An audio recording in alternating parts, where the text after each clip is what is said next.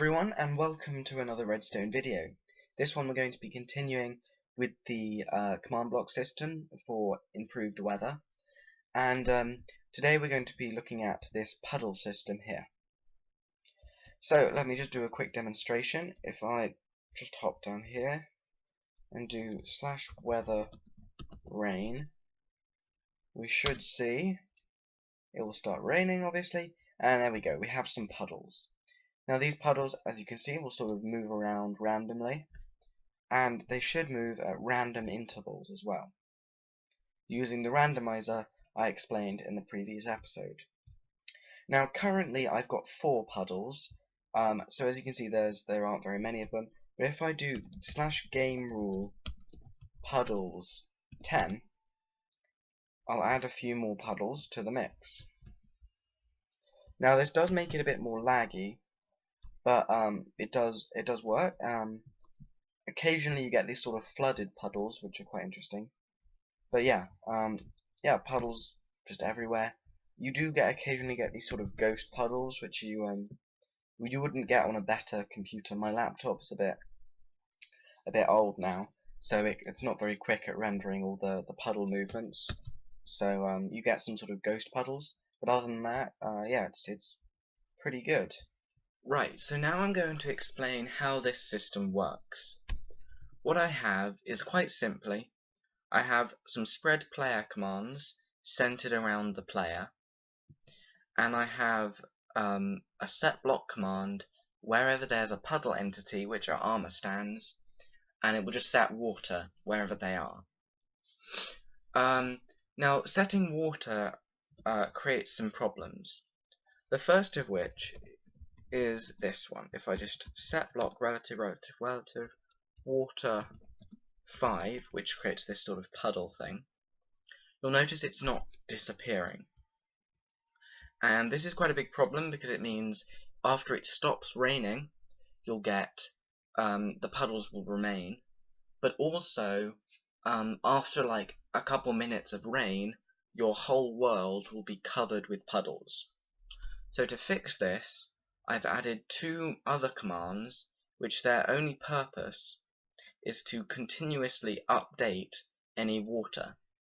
And I do that by setting a snow layer above the water and then setting it back to air. Additionally, I don't want these puddles to appear in deserts. So I set this detect grass, which means it will only set block water if it detects that the puddle is on grass. This whole spread player system is run using the randomizer I explained in the previous episode.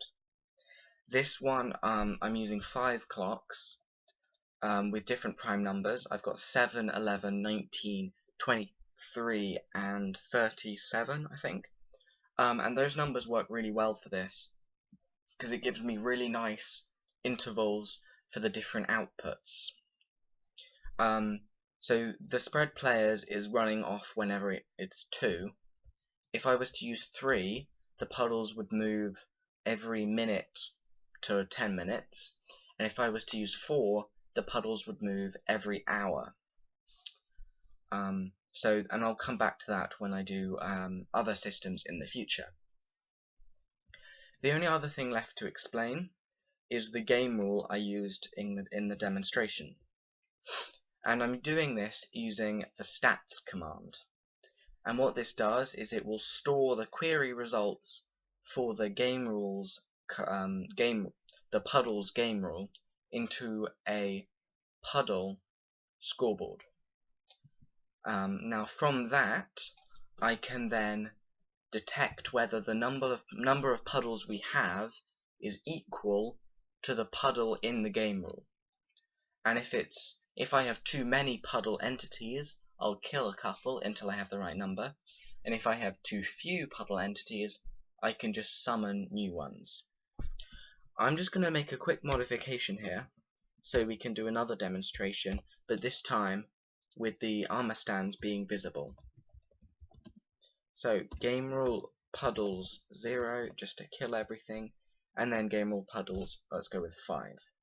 And this will summon a whole bunch of armor stands. and you'll see that they're all stacked up at the moment, and there isn't any water by them, and yeah, they're not moving. So now if I do weather rain, you'll see we get a puddle, and eventually they'll start moving around. It may take a bit of time. It's using a random clock, so you don't really know how long it will take. So should start moving sometime soon. You can see there's redstone blocks now, so they're powering everything. Okay, brilliant. See, they're starting to move around now. We've got a couple puddles. You'll notice there, when it lands on the sand, there isn't a puddle, which is quite good. And yeah, you can see them sort of moving around the player randomly. So,